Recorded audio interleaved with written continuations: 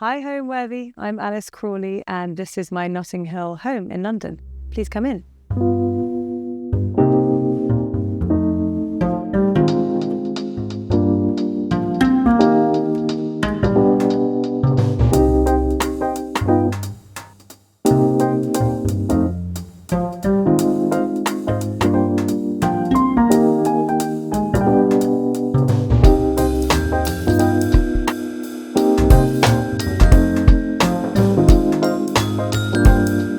You're watching Homeworthy, where we believe every home has a story. So I moved into this house in 2020. It was in the middle of that year during the height of COVID. I had just returned home with my two daughters from Hong Kong, where I'd been living abroad for about 14 years. So it was a very good feeling to be back home in England, around my family, safe, and we completed on this house only 10 days before I arrived back in the airport with my girls, and it was a great feeling to lay down my roots properly, first home on my own, and I feel like this is definitely a forever home.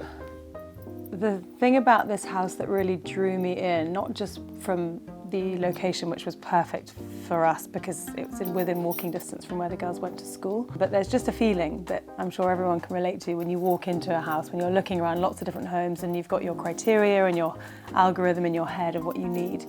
And this one just ticked all the boxes for me. It had a lovely warm energy to it. It has a tiny little garden.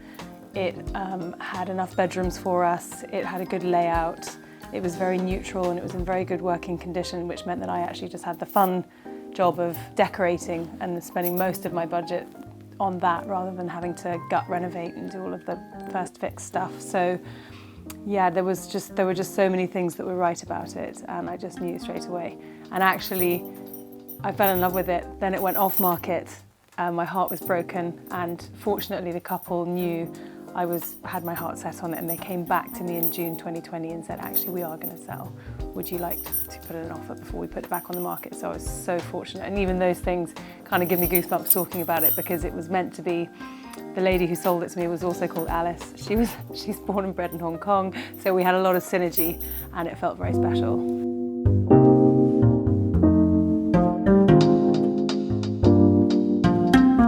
This is my study. It's where I work when I'm working from home and not in my studio. It's like a little slice of calm, heavenly space where I don't get disturbed by everybody. And as you can see, there's a lot of colour and there's a lot of joyful things going on in this room, I think.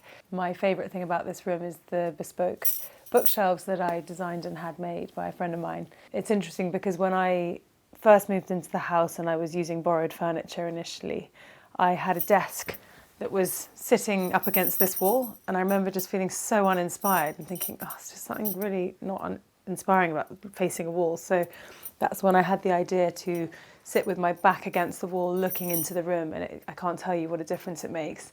And then following on from that, I decided to do a cork wall opposite the desk, so I can pin up fabrics and ideas and really see things from a distance. And it's really liberating just being able to chuck stuff on the wall, stand back and have a look at it. And I think it also looks really cool and kind of a bit 70s retro, which is why I've got the kind of retro sofa here as well. I've got this lovely yellow wall colour, which I had made by a friend of mine. She's a colour technician, and we were trying to find the perfect yellow that wasn't available to us. And it reminds me of this kind of creamy biscuit, like a custard cream colour.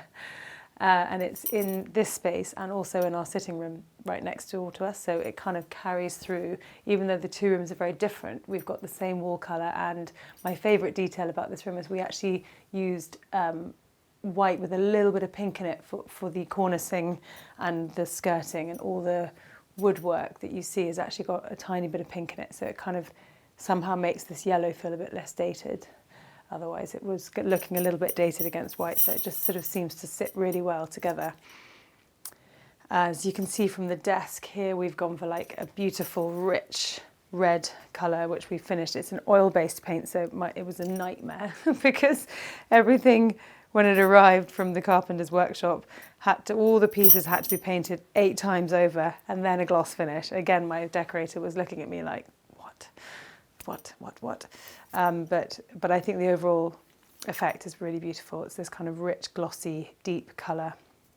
And in the middle I've got a banquette seat with fabric from Sewn, and it has really stood the test of time. It's now 5 years old, this seat and this space, and I feel like it hasn't, you know, it's when you get really good quality things made, they definitely last, which is great. We've got a beautiful shell wall light. There's a kind of focal point in the bookshelves. I think it's really fun. You'll see dotted around this space, there's also wall lights. I actually put these reading lights on the ceiling and they shine onto the wall like a kind of gallery, which is a bit wacky, but I think they actually, I'll turn them on so you can have a look. They have a really nice warmth because I didn't want any pendant lighting in here or the sitting room. So we've got these shell wall lights perched on the ceiling, shining down onto the walls to show us what's going on. Outside there's a tiny little balcony, which is lovely, again, when it's a bit warmer. But even just to look at on a horrible day, it kind of leads you out into the garden and another world at the back of the house. There's also a really beautiful house that we look onto. I'm very grateful for that, which has lots of like ivy growing up the walls and beautiful windows to look at. It's hard to say what I love most about this house. I think if the house was on fire, I honestly would not know what to grab. I would just think, ah! Yeah, there's just so many layers and memories, and it's definitely a maximalist house. I would not even try and pretend it's minimal.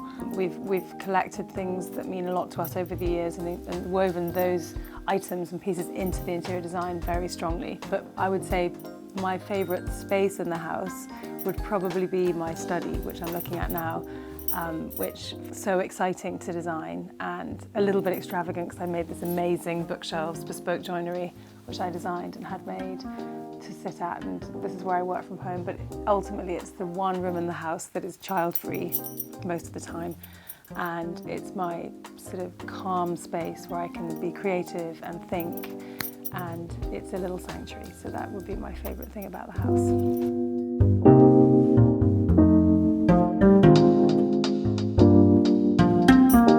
So I've got these pocket doors, which we had made and used glazed reeded glass. I don't often close them unless my husband works from home and he's always doing calls and it's very noisy. So that's when I close them. Otherwise they stay open and kind of let the light shine through. There we go. This is our sitting room. This is our grown-up sitting room, I would call it. We've got our cosy sitting room downstairs in the kitchen, but this is where we would come, my husband and I would come up here in the evenings and watch television on our own sometimes, if we're lucky, and we have friends and we entertain up here and have our drinks up here before going down for dinner. One really fun thing about this room is an ottoman, which I've designed, which I love, because what it is it's really, really good for sitting on, but also it has a secret bar underneath the tray, which is quite fun. So I'll show you now. You lift up this tray, hopefully I won't mess this up. Whoop, it's quite heavy. And then inside, we normally have an ice bucket and some spirits, and we can make drinks up here, and it's quite fun. In the past, I've also used these ottomans for hiding mess and toys and all those sorts of things as well, but actually we felt like this was more fun to have a little secret bar there. So you can see behind me I've got a bit of a gallery wall club hang going on. I couldn't tell you, well, I could tell you which picture I started with, but over time I've just bought little pieces of art and added to it, and it's like a giant jigsaw puzzle that's not perfect by any means. But I started with this Lynn Chadwick picture in the middle, which I absolutely love, which was one of my initial colour stories for this room. And then I built out from there. And as you can see, there is a lot of colour going on, but I feel like more is more. And once you've broken the seal and decided to just mix up loads of patterns and prints, and there's a lot of the same colour family going on, but there's also some things that clash, then it's just really liberating because you can just go for it and just keep adding layers and layers, and it all just looks kind of fun. So started with the Lynn Chadwick, and then I've also bought this piece of art here. Is by Linda Jameson, and my husband and I, it's the first thing we bought together, which is a pretty radical. She paints landscapes but with unexpected colours. So she'll paint a kind of quite realistic looking landscape and then use like neon pops of colours and get all the you know, the trees are blue and the sky is, well, the sky's blue, but you know, it's just an unexpected style of landscape painting, which I really like. What else have we got here? This is a gift that I got my husband for his wedding present. I found this antique piece of art from a friend of mine. She's got an antique platform called This and That London, and I had this beautiful bobbin frame made for the artwork, which I think really brings it out. We've got some cute little prints that I've framed over the years. Tish Bozansky, I really like this artist. He does quite sort of surreal, beautiful artwork, which is all like architecturally quite interesting. And these pictures, I've got one here and one upstairs, are by a really brilliant young artist called Honor Weatherall. And she draws them all with watercolours and does these perfect little lines, which I find very satisfying. This side table over here is from the lacquer company. He's one of my best friends. Actually, he makes the trays for our ottomans. And it's his collaboration, with Rita Koenig. So it's got the lovely wavy edge top. That was one of my first purchases of furniture in this room. And this sofa actually came back with me from Hong Kong. And would you believe it, we couldn't get it through the front door. We could get it through the front door. We couldn't get it into this room, so we had to cut it in half and then reupholster it on site, which was fun. Funnily enough, the one thing that people really find joyful about this room, which I'm not sure I'm excited that this is the most exciting thing, but everybody seems to love these drinks arm tops, which I had made. For some reason, they're just like bizarrely satisfying for everybody, but we had these made so that you can put your drink down. They're a little bit old and scratched now, but anyway, maybe I'll make those one day. This desk was a gift, again, from my friend James, who owns the lacquer company. I absolutely love it. He's so clever, and he has the most amazing colours. So you open the drawer, and it's like this beautiful orange inside, although obviously it's not very tidy, so I'll close that. But yes, this is a perfect desk for when my husband is working from home. And I've given him a chair that's not too comfortable so that he doesn't spend too much time here. We've got another rug from my collection with layered on the floor. This colour combination is one of my favourites, actually. It's that sort of inky blue with a woody brown, which feels quite retro and a bit clashy. And I've only just recently put it in here. I had something else, and it's so fun refreshing your home, and just like a new rug changes everything. Then suddenly you're like, oh, okay, well, now I've got that. Maybe I'll swap this in and swap that out. So that's been our recent update to this room. These lampshades are from Alice Palmer, who's a very good friend of mine. She makes the most brilliant fabric lampshades. You'll see quite a few of them throughout the house, and she's done one in the corner as well, the stripy one. They're really fun. They kind of just soften it and dress it down a little bit. Which I think is nice. I feel like my time in Asia was really, really, truly inspiring to me from a design aesthetic. Not just the furniture and the details, but I love the serenity of the spaces that are created. And well, it's a sweeping statement, but predominantly where I was living was Hong Kong and Vietnam, and they just had a way of like making space feel comfortable and inviting. And there's day beds, and there's just places to lounge and sit and enjoy life. And also, just the style of furniture I absolutely love. Bamboo is one of my most favourite materials. I love bamboo furniture and faux bamboo furniture, and I feel like it harks back to a really fun time of like chinoiserie, as well as feeling quite like relevant. So yes, there are lots of pieces of furniture in this house that I collected during my time abroad, which I've kind of injected with some English antiques and some newer pieces of furniture, so that it really feels like a blend of old and new. Okay, so now I'm going to take you downstairs to our kitchen, everything room, basically.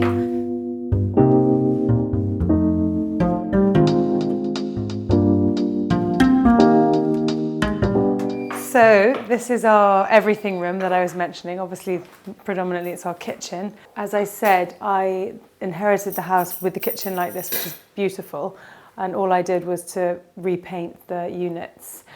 I decided to go for the exact same colour for the walls and the woodwork, and everything in this room is painted in pink ground by Farrow & Ball. My decorators thought I was completely mad. They were like, you sure? You just want to paint everything in this colour? But I actually feel like the more you use a colour, the less you notice it. So because it's not sitting against white anywhere really, apart from a skirting board, you don't really feel like it's an overwhelming pink. It's just a really warm, enveloping colour. And we're also known as the pink house, so I feel like it's appropriate. There's a lot of pink in this house, pale, pale pink. The outside of the house is also painted in a kind of plastery pink colour too. So yeah, so we repainted everything, changed all the hardware, put some lovely pink marble as a backsplash, which took me ages to find, but I'm really happy I waited for the right one. And then it was just about giving the space as zones, so that you've got kitchen, little dining room, and then at the end it's more like a playroom, kind of gets a bit messy, toys, television. It's where we sit and get cozy sometimes after supper, and then there's a tiny little garden at the back, which is more of a courtyard, very low maintenance, thank God. Yeah, and that's about it really. You can see that I've got a few nice bamboo pieces of furniture, and I absolutely love this temple mirror, which I sourced while I was living in Vietnam, which has got an amazing scale to it. I love it. And the dining chairs are also from Vietnam, from a lovely supplier over there. They're made of bamboo. And I feel like they just sit really well amongst some of the more traditional English furniture in this room. On the floors, I've got my rugs that I've designed for Layered, this lovely Swedish rug brand. You'll see them scattered throughout the house. There's quite a few. Again, there's like a little bamboo motif on this rug. So we've gone full bamboo in the dining area. And then there's a nice lattice rug down in the playroom end, which are already getting slightly trashed. But as I said, that's the whole point of a family home. You can't be too precious. One of my big splurges for this kitchen, things I didn't have to put in the kitchen, was buying some beautiful brass taps from Devol, and also these Beata Human dodo egg lights I absolutely love. I feel like they're such an unusual kitchen light to have over in Ireland, but they're also really practical from a dust perspective because it gets no dust in it. And they really bring the room together, and it also highlights this nice pop of green, which is the only other colour I use in this kitchen. As you can see, the kitchen island is painted in a very jewel tone, emerald green colour, which I actually had made up because I just couldn't seem to find the right, really verdant green. And we've got lots of house plants and leafy things going on, and a little wiggle window seat in the corner for perching on, which we seem to spend a lot of time sitting on, all of us.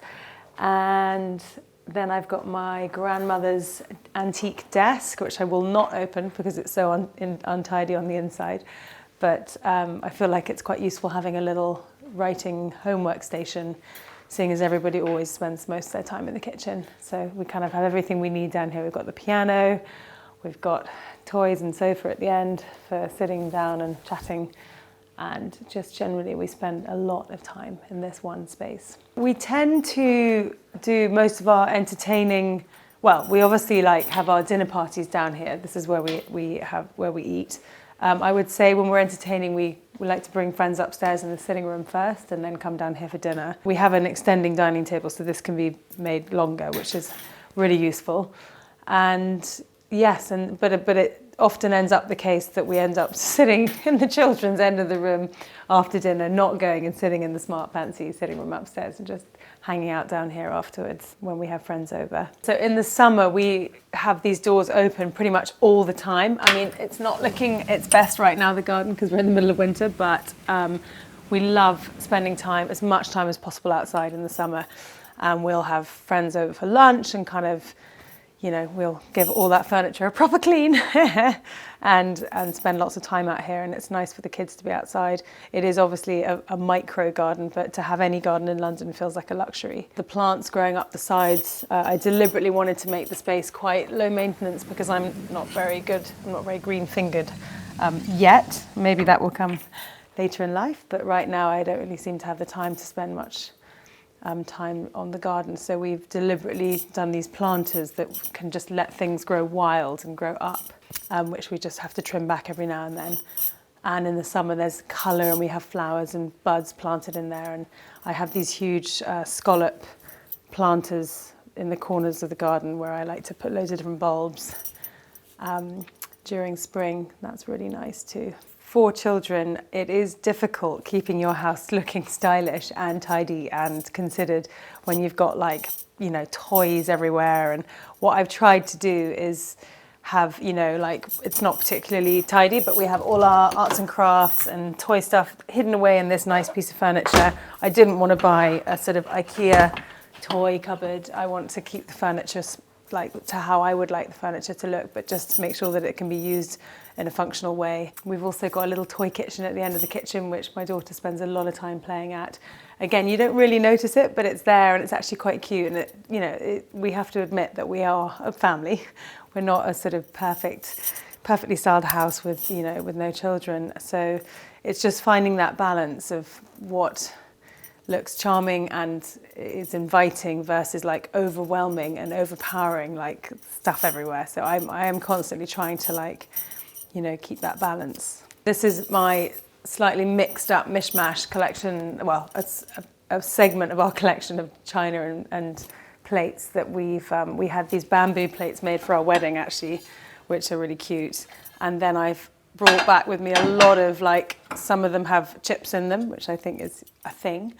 But we have a lot of blue and white china, which I collected from my time in Asia, which I love actually looking at. And it sort of doesn't really make sense, all of it. And we pull out maybe 3 of those plates and some of those, and we kind of mix it all up together sometimes. But I just love it. And I've got my old teapots on the top shelf and some of these little cute, like, soy sauce bowls that have little fish inside them, which the girls love using for like everything but soy sauce.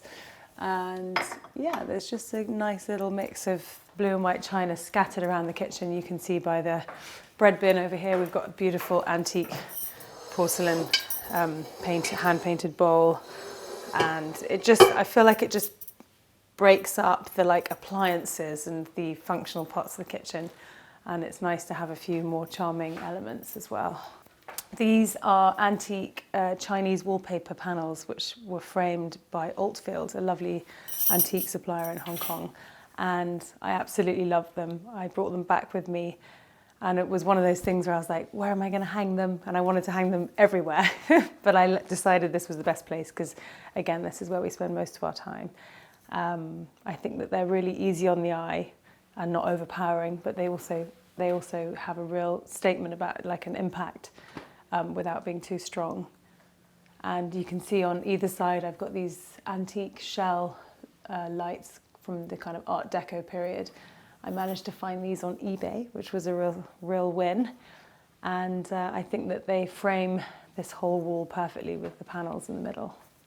I feel like people always quite enjoy seeing everyone's laundry room. So if you want to come and have a look at mine, it's tiny weeny, but it does the job. We've got washer dryer hidden away inside these cupboards that I decided to wallpaper with this lovely small scale print from Sewn, who are one of my favourite suppliers.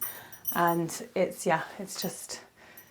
does the job. It's pretty cramped, but, you know, it's not a huge need for much space in that room. My background is in fashion originally. I went to Central St Martin's, which is a great fashion university in London, and then went on to work for a couple of fashion labels before starting my own label, which was called Wonderland, and I had it for 6 years. And I think I have this whole design and make aesthetic from running that label, which I could very easily transfer these kind of skills to interiors. I decided to put my brand to bed in about 2017 after I had my second daughter, and I felt like the pace of fashion was just so hard to keep up with. I have a huge amount of respect for anyone who works in fashion. It's ruthless, and I feel like the interiors industry is a lot softer and more like gentle and welcoming on the whole. But my real passion has always been interiors. My mother's an interior designer. I've always decorated the houses that we've moved. We moved a lot in Asia, and I always had so much fun decorating each new home that we would call home for 2 or 3 years. And although I don't have any formal training in interior design, I've learnt software and I've learnt through experience. I was asked to decorate an amazing house in Hong Kong belonging to a friend of mine from scratch, and that was my first project. And from there it just took off. I was then doing their weekend house in the country in Sheko, and then another beautiful country house in Sheko, and then another house in central in Hong Kong, and so my career was very nourished and supported during the final years in Hong Kong.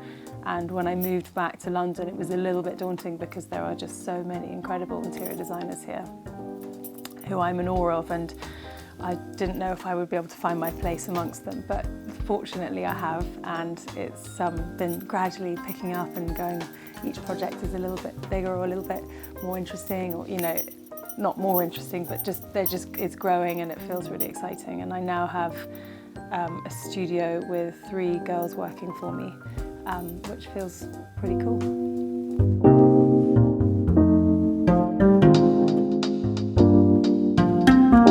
At the end of the corridor here, we've got our tiny little downstairs loo, although it's not actually downstairs, I still call it a downstairs loo. It's a little jewel-toned box.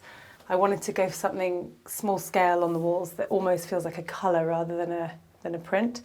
And I've got Beata Human's Asteria's Folly fabric on the blinds, which I love. It's quite playful and a little bit childish, but it gives this room a certain charm to it. And we've got some lovely antique mirrored birds on the walls around the mirror. Now I'm going to take you upstairs.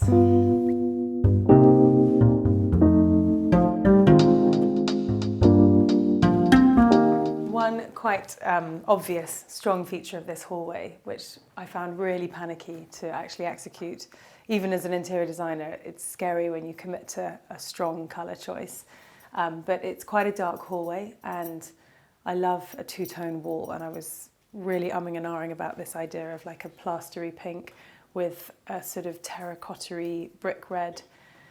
And we tried it out, and I remember looking at the sort of sections of the wall going, oh, I like that, but it's quite strong. Anyway, we just went for it and did it, and I'm so pleased because not only does it give life to this space, but it also, I did something quite radical, which was to just sweep it over all the doors in the house. So as you can see, when you come out, you'll be able to see it goes over the back of the front door, and then you follow it up the stairs and it goes over the bathroom on the first floor. I then felt like this was quite a strong colour choice to carry throughout the whole house, so I switched it in this corner here. As it was saying, this is the corner where I switched the colours around, and you can see suddenly this colour looks so much pinker, and it feels a lot calmer, and then we carry this colour combination up through the rest of the house. This is one of our children's bedrooms. This was actually a sitting room originally. And not only is it like one of the nicest rooms in the house and quite spacious, I felt like this would be a beautiful bedroom. So this used to belong to my elder 2 daughters, and they shared it. So we went for this quite fun, giant bunk bed, which I dressed with a Corona bed canopy to kind of soften it, because this is just like a high street brand bunk bed, but it looks so much nicer with the Corona, as you can see. And now it serves my 2-year-old as her bedroom. And now the older girls have moved to the top floor, so I have to do all their rooms again, obviously. But yes, it's a perfect playroom now, so we kind of encourage the 2 little ones to come and play up here. And this is Athena's bedroom. As you can see, there's a strong pale blue and yellow colour scheme going on.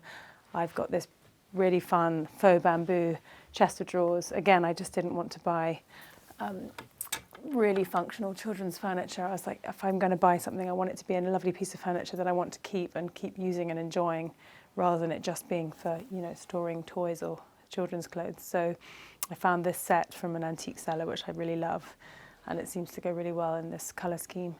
And if you have a look at these cupboards here, we did quite a clever trick, because these used to be bookshelves, and rather than strip it out and put new joinery in, I literally just made cupboard doors and put in some hanging rails, and then these bookshelves are now clothing cupboards.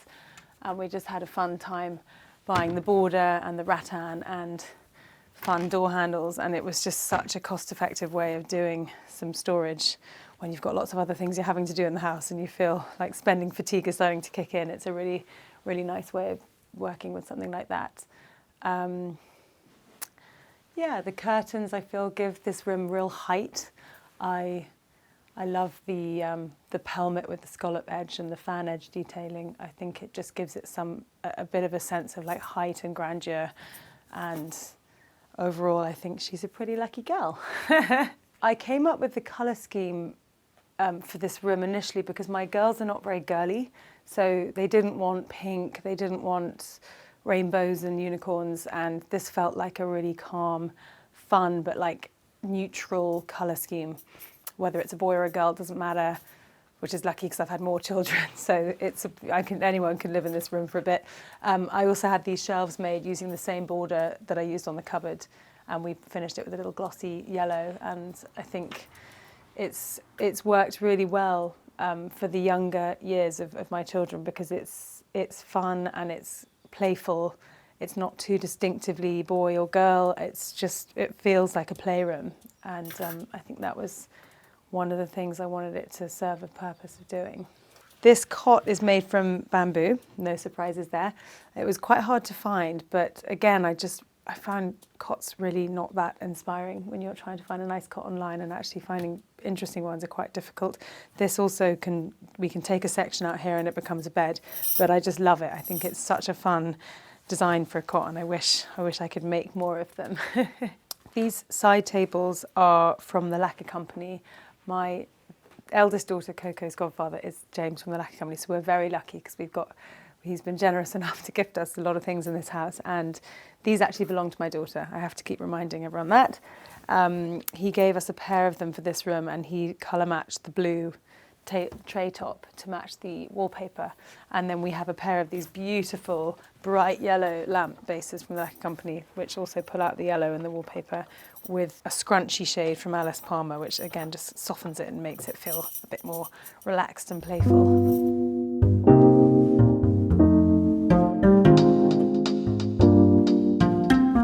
Previously just a terrace. This used to be a window here, and this was just an empty terrace, and by some miracle I got planning permission to make a little room, which is perfect because it was just in time for the arrival of my son, who was born in July 2024. So we left the house this summer, put up scaffolding, had the builders in, and they built this tiny little room for him, which I think is probably now my favourite room in the whole house. I love it. I've slept in here and I've slept so well. It is just big enough to fit a bed, as you can see. And so we've got a bed sideways, which has got lovely Guy Goodfellow fabric.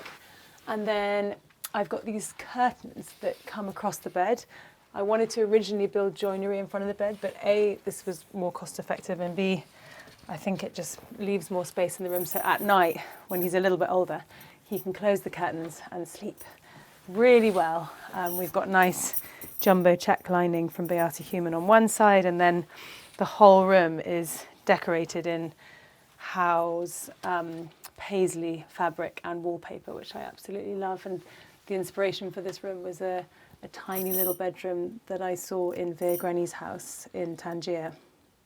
I had the fortune of staying there once, and he had this tiny single bedroom in this decorated in beautiful pale brown and white stripes, and every single thing was stripes, ceiling, walls, curtains, and I just found that really inspiring for this room particularly. So the whole thing, the ceiling is wallpapered, the blinds are in the same fabric as the wallpaper, and the curtains, and even the pelmet, we've got paisley fabric on this side, and then when you have a look on this side, you see it's all this jumbo check, which is fun and a little bit more boyish. And these cute little wall lights, which I actually had my niece, she does threading on lights as a little side hustle, and she did these for me. And then we just made some gingham shades to put on them. So he's got really cozy lighting in here. Quite a smart reading light from Rose Uniac. I had to get that one past my husband. He was like, does he really need a Rose Uniac reading light? But I think it just finishes it off, and it's in the right colour, that kind of coppery brown colour, which goes really well with the wallpaper. So yeah, so this is his room. He may not be in here when he's 6'4", but for now it's fine. So normally we have this slightly ugly cot bed that sits on top of the mattress, which I've removed for today's shoot. But that's what he's in right now, and then eventually we'll just have a side on the bed and he'll sleep in here.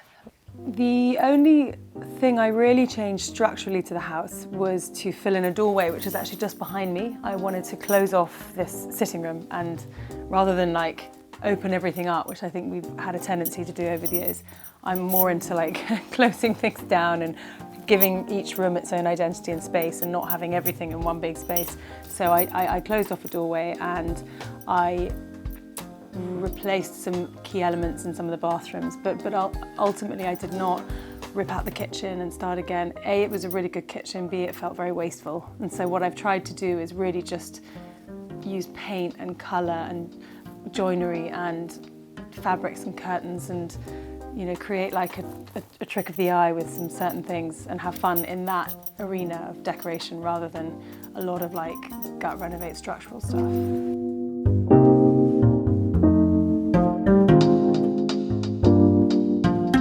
This is our bedroom where my husband and I sleep. As you can see, there's a little Chinese day bed which I brought back from Hong Kong with me, which serves brilliantly as an extra bed for children that aren't sleeping very well, and also is a really great place just to put things down. But this was also the inspiration for the rugs that I have downstairs. The border is taken from the fretwork on this bed, which I particularly love. As you can see, we've got a bed canopy over our bed.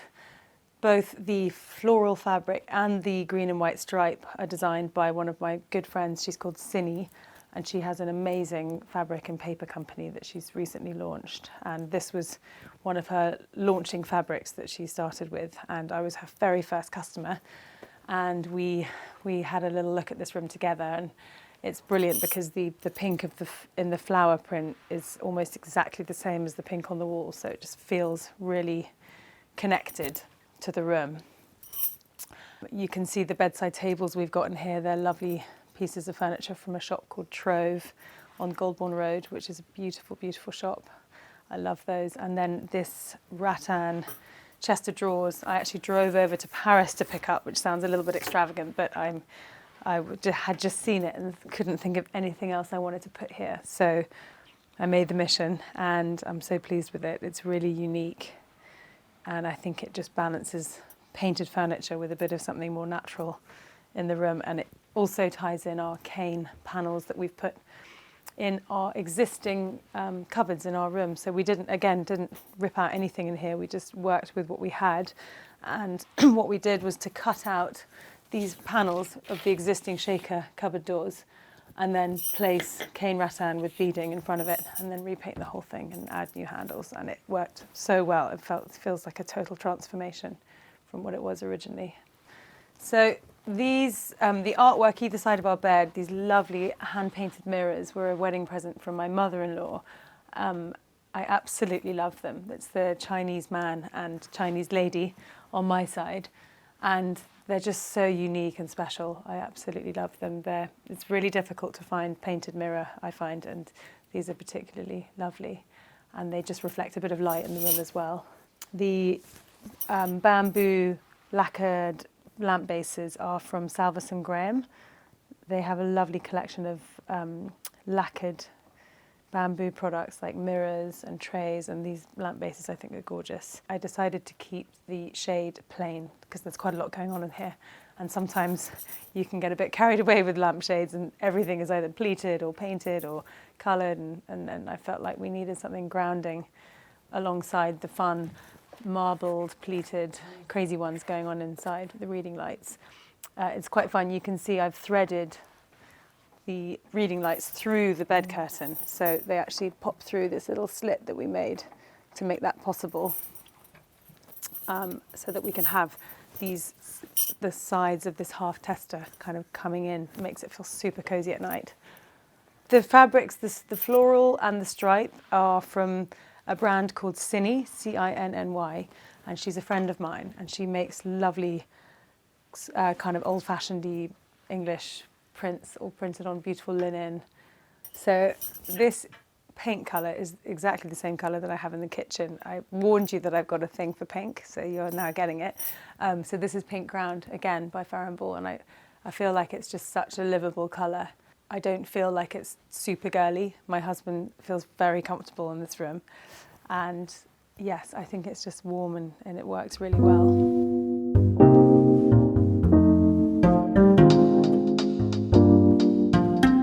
Pièce de résistance, which actually this was the room when I was looking around this house for the first time. When I got to the bathroom, I was like, that's it, we're done. This is it, I'm home. So this is again, one of my other favourite rooms of the house, but I love the view going through the bathroom, the freestanding bath in front of the window, and then we have a lovely view of our neighbour's house with these lovely arched windows at the backside. And because I didn't have to replace any of the sanitary ware in here apart from some taps, I decided to splurge slightly, and I went for some de Gournay wallpaper to sit either side of the shutters, which I absolutely love. It gets reflected in our mirrored side of the bathroom, so I feel like we got double the bang for our buck. We see a lot of it in the reflection, which is great, and it just feels kind of tropical and inviting, and it's a lovely, lovely place to sit at the end of a day and have a nice soak in the bath. I've got these cute little trays from the lacquer company. We were given them by James, and as you can see, there's like a nice array of colours, mostly my products, obviously, but they help keep things a bit tidier in here.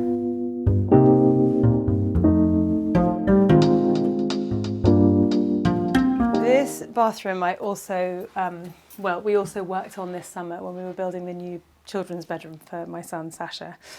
This was previously a windowless, slightly depressing, loads of spotlights bathroom that I didn't give any love or attention to when I first moved in. And it's quite nice saving 1 or 2 spaces in the house for like a few years after you've lived somewhere, because you do get spending and decision fatigue, I think. So it was exciting to kind of give this my energy and creativity this summer. And what we did was we put in the skylight to begin with, just to let in some natural light, which has made such a big difference. And then we completely gutted it and put in a really nice marble surround around the bath tub. And then what I did was use this bamboo beading to create nice wood paneling halfway up the wall. And then above the wall, you can see my wallpaper that I designed recently, which is like a bamboo trellis with clematis flowers growing up it. And it felt like the perfect place to use this wallpaper for the first time. Again, the colours are not super girly. This bathroom is for my elder 2 daughters, mainly to stop them using my bathroom so much. And now I'm slightly regretting how nice it is. I think I might start using this bathroom. But yes, it's not too girly. There's this sort of nice neutral with a little bit of colour. You get the yellow from the nice vanity skirt and little pops of green from the tie backs. I quite like the shower curtains. We had them custom made as a pair, and it feels a little bit theatrical. And then I've got some fabric lampshades from Alice Palmer, obviously, just to kind of finish it off.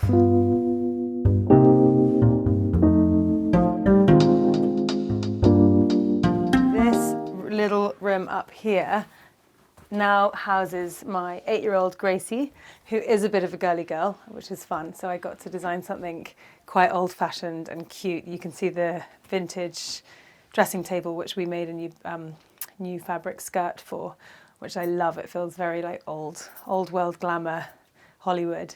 And then this is my granny's old chair, which I had painted and recovered in some stripes that also match the wall lights on the room. You can see there's little stripy shades on the wall lights. And yeah, it's a tiny little room, but it seems she loves the feeling of coziness in her bed. And I've made the bed this exact same shape as the bed in our little son's room, so that if we ever move one day, these can actually go as a pair. I thought that would be practical. So they've got exactly the same fabric in 2 different colours on the same shape, single beds, because you never know, you might have to move. The wallpaper is from this cute little British company. She's called Honor Addington, and she does the most beautiful, mostly floral or botanical hand-painted designs that I just love. It feels really nice having it everywhere. Again, on the ceiling. We've even put it on the radiator to hide that ugly radiator, which is a nice trick. And it also covers the aircon surround. So we have to put aircon in the top 2 bedrooms. That was another thing I did this summer because it gets so hot in London now. So that was quite a big job that we decided to do, bit the bullet. But anyway, just hiding all these bits of appliances and radiators is wallpaper, such a good way of doing that. Bookshelves were here before, and again, just wallpapered over them. My daughter has styled them up with all her little knickknacks, and then she's got a clip-on reading light because it's actually quite hard to get light into this corner. So we've just used a kind of cute little high street reading light here from Urban Outfitters so that she can read her books at night. This was originally a bedroom when we moved in. It was completely neutral. It was painted white. So yeah, it was just about adding a bit of character and identity to it.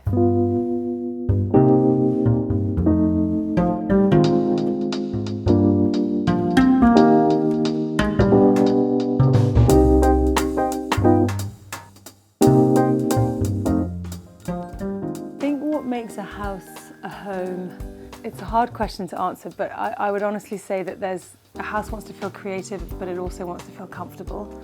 And to make a house beautiful and so considered and smart and everything's perfect, it's not an actual home, it's like a show home. So I feel like as much as our house probably isn't as tidy as you'll see it is today, but it's more that it's just not too precious, that you know, you can have dogs up on the sofa and you can, you know, it doesn't matter if you spill something on that beautiful rug in the dining room or whatever. You just can't be too precious about the things that you're going to live with, because it's like wearing clothing. It's there every day. You can't worry about the things that you love too much in your home, and just enjoy them, and you know, hopefully they don't get too trashed. Thanks for watching. Go to homeworthy.com for exclusive content and shopping guides.